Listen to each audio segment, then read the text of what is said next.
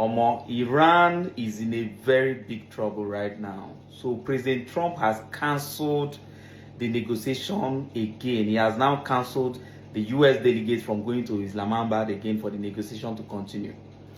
This has now signaled a lot of things. In fact, as we speak now, the US has increased the number of military aircraft moving towards the Middle East, and people are beginning to suspect that Trump is planning something against Iran.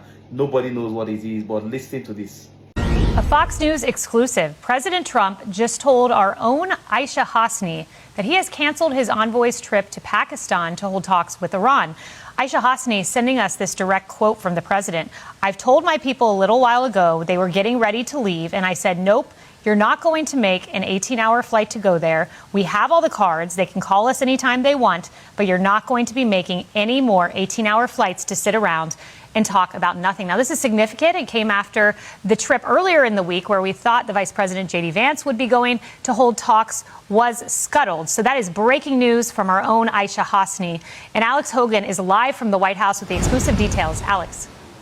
Hi, Aisha. So major shakeup to the negotiations that we did expect to see take place today. And this once again shows how delicate these negotiations are. And despite the broad international efforts to get everyone to the table at the last hour, just like this morning, everything can simply fall through. So what we did expect to see, we were waiting to see Steve Witkoff and Jared Kushner, the U.S. envoys, were going to be leading that delegation today in Pakistan. President Donald Trump, as you mentioned, just telling Fox News' Aisha Hasni today that he has canceled that trip. It comes amid the news that Iran's foreign minister has already left Pakistan. President Trump once again saying that there's no point sending them on an 18-hour flight and that Iran can call at any time. The Iranian delegation arrived in Pakistan yesterday for these negotiations, and Iran's foreign minister released a statement following his meeting with Pakistan's head of armed forces, saying that the two discussed various views and considerations on ending the war. But again, right now, a lot of questions with this breaking news that, again, the foreign minister has now left Pakistan, putting in jeopardy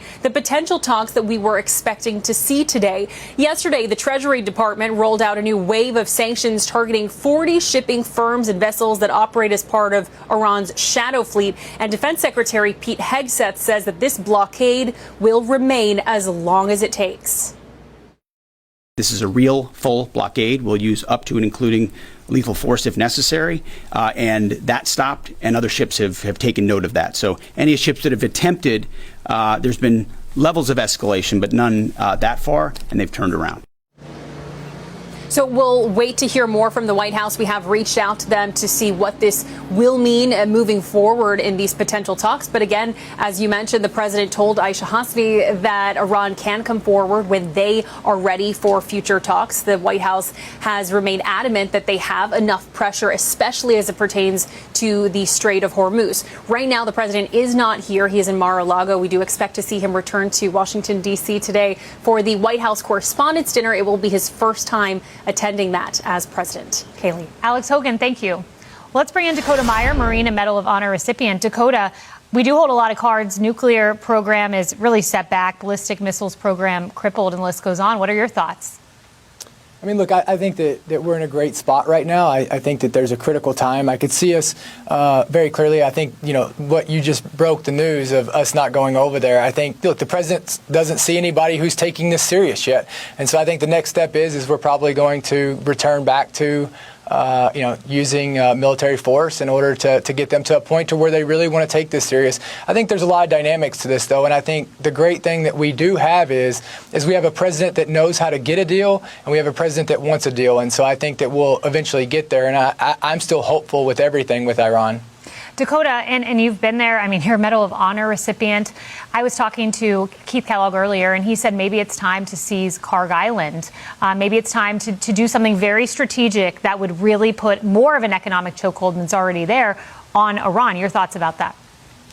I mean, I think that if we don't do everything that we can right now in order to take advantage of this opportunity, the one thing that I have always believed, and every time that I have not done this, is when you have somebody on the ground, you finish them off. You don't sit here and let them get back up, because usually that's when you lose. And right now we have Iran on the ground. We have a perfect opportunity to be able to go in and do whatever the president needs to do.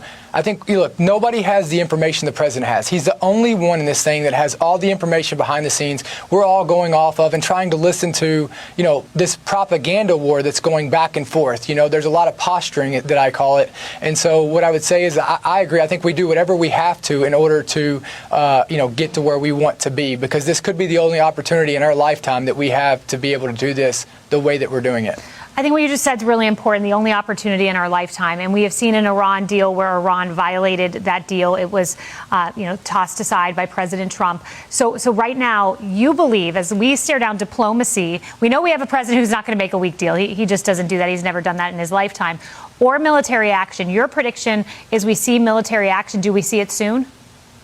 I do. I think we're going to go back to bombing them until we get them to say, we're going to come to the table. But, you have to understand this. The Iranian people, they're very proud people. To get them to give up, to get them to quit, it's going to take, a lot more than what we think it's going to. So, I think it could come at any time. Obviously, I have no clue. I'm not in the know on this. But if I'm looking at what the president does, the president is always going to do one thing, and that's what he says. And so, I think we're fortunate. I think we're in a good spot. I think that the American people have got to sit back and they've got to stop reading all of this propaganda, this misinformation war, because that is what Iran is doing. They are throwing out all this misinformation because they know that if they can get the people of America to not support the president, if they can sow these seeds of doubt, that is their biggest asset for them to be able to fight us and to be able to cause roadblocks for the president, which is what they need right now. We need a president who has the support of America behind him. We need to trust this moment, and we need to be ready to do whatever it takes in order to put America first and to get us to where we need to be in this situation, because we have a real opportunity right here, not for just peace in Iran, but also peace across the Middle East like we've never seen in our lifetime. Dakota Meyer.